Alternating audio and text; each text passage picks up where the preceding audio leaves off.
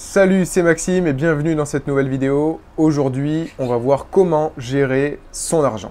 Alors, gérer son argent correctement est indispensable quand on veut prendre son indépendance et ne pas finir à découvert à chaque fin de mois. Donc pour ça, on va voir 3 techniques indispensables pour gérer correctement son argent et ne jamais se retrouver à découvert.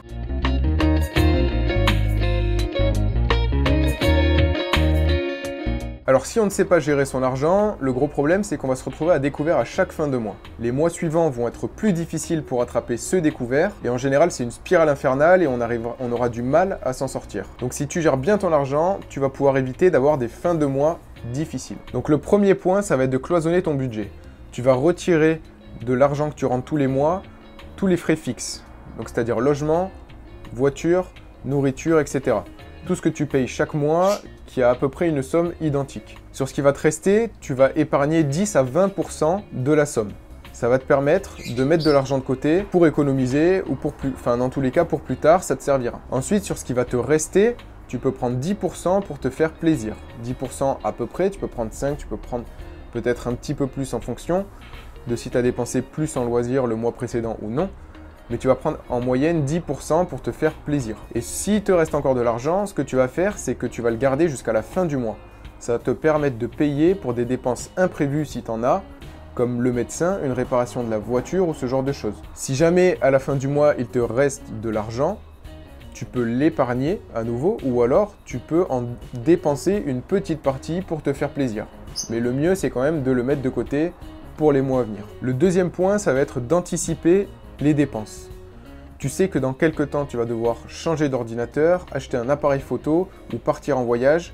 Donc ce que tu vas faire, c'est que tu vas commencer dès maintenant à mettre de l'argent de côté pour payer ce voyage ou cet ordi ou cet appareil photo. Faut éviter d'arriver au moment où ton ordinateur va lâcher et d'avoir 2000 € à sortir d'un coup ou le moment où tu vas avoir le plus besoin de ton appareil photo et que tu vas devoir sortir 1000 € sur ton salaire. Là, ça va être la galère.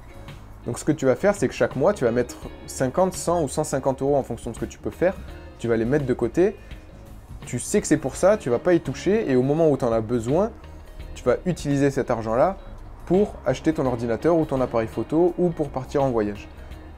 Mais des sommes comme ça, c'est quelque chose qui s'anticipe et que tu prépares à l'avance, que tu mets de côté pour pas te retrouver le moment venu à pas avoir l'argent qu'il faut et du coup tu pourras pas te racheter un nouvel ordinateur et tu pourras peut-être même plus travailler et ça c'est un problème. Le troisième point, ça va être d'éviter les petites dépenses plaisir, on va appeler ça comme ça. Le piège c'est que souvent quand on sort, on va boire un verre, ça va coûter 10, 20, 30 €. Le midi, on n'a pas prévu la nourriture, donc on va aller manger au McDo ou au resto, ça va faire 10 €, 20 €, 30 €.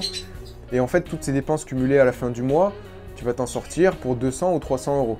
Si tu avais anticipé, par exemple, la nourriture pour le midi, tu aurais déjà économisé une dizaine d'euros. Si tu sors trop souvent ou si tu manges trop souvent au McDo, tu vas dépenser énormément d'argent. Et à la fin du mois, ça va représenter une grosse somme que tu aurais pu justement économiser pour ton appareil photo ou ton ordinateur ou pour partir en voyage ou tout simplement pour le mettre de côté pour les mois à venir ou les années à venir. La conclusion de tout ça, c'est que l'argent, c'est pas comme un tube de dentifrice. Le dentifrice, quand tu l'ouvres, il est tout neuf, t'en as plein à l'intérieur, tu vas en mettre une grosse dose sur ta brosse à dents, le lendemain pareil, sur le lendemain pareil. Quand tu arrives à la fin du tube de dentifrice, qu'est-ce que tu vas faire? Tu vas te réguler, tu vas mettre juste la dose qu'il faut pour te brosser les dents, et donc la fin de ton tube de dentifrice, il va durer autant de temps que pour vider les 90% de ton tube. Et le problème, c'est que l'argent, c'est pas comme ça, parce que l'argent, quand t'en as plus, t'en as plus. Tu peux pas réduire au minimum. Voilà, cette vidéo est maintenant terminée. Si elle t'a plu, je t'invite à mettre un pouce bleu juste en dessous de la vidéo. Si jamais tu as d'autres techniques pour bien gérer ton argent, je t'invite à me les présenter dans les commentaires, on pourra en discuter. Et on se retrouve bientôt pour une prochaine vidéo. C'était Maxime, à bientôt. Ciao.